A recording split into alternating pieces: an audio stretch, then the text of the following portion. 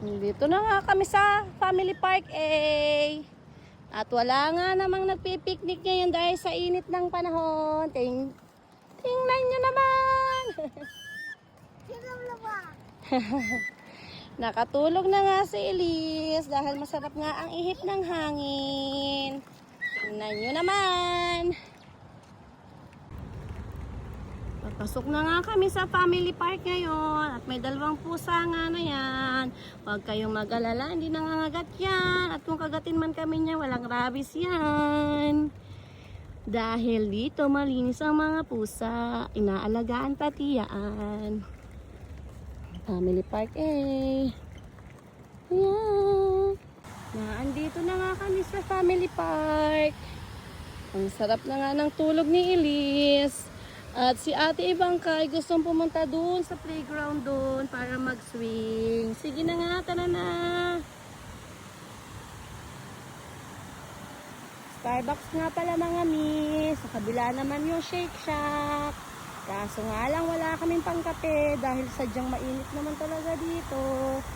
Pwede rin namang iced coffee kaso hindi naman pwede sa akin. Kay Tita Cho na lang. Ayan, ang ganda ng fountain. Pwedeng maligo. Dive na ba tayo mga miss? Yan, look naman. Yun, dun nga pala kami sasakay mamaya ulit. Pag gusto ni Ibangka after niya maglaro sa palaruan. So hindi nga pala masyadong busy ngayon ang mga playground dahil mainit nga dito. So hindi nila bet at trip ang mag playground sa park. Kami lang siguro yung gusto. Ito na nga kami sa playground. And then I will fly. Oh, you will fly away? Yeah. And, No. and then I will go to the sky and the moon. Yeah. And then go to Jupiter. And then go to Jupiter. Oh, yan. Okay? Whee!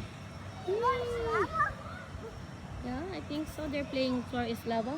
Yeah, but there's no lava.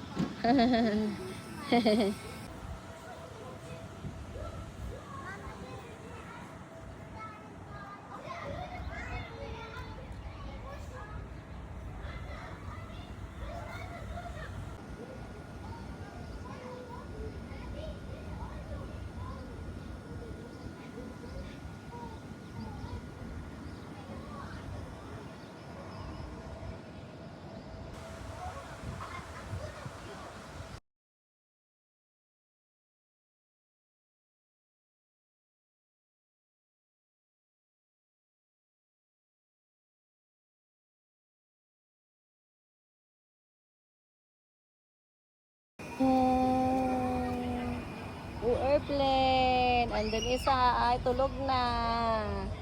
Hindi natulog kaninang tanghali eh. Yan.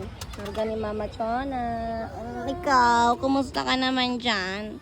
Ako na tagapamulot ng mga laruan mo talaga. Maya't maya mo nang nilaglag. Sarap niya na, Elisa. Sarap yan, bebe. Nagtutulak na nga tayo ng bicycle dahil yung may-ari nito at saka dito ay ayan na tulog na siya sa stroller.